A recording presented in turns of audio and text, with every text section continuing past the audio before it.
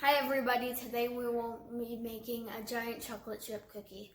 First we will need half a cup of butter, half a cup of sugar, half a cup of brown sugar. The ingredients in there and cream them until they're fluffy. Scrape the sides! The sides are scraped!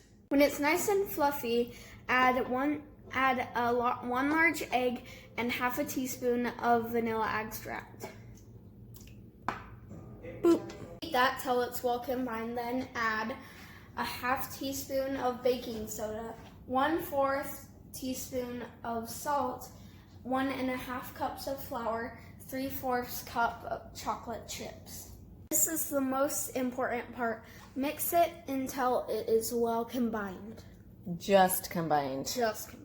We don't want to overmix the flour because that will mess up our cookies. You're going to form it into one large circle.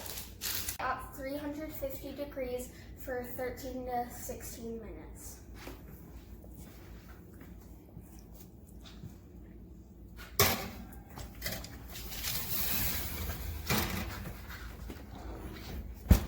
Golden brown, take it out and let it cool.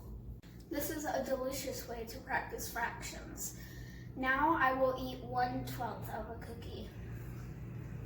Good work.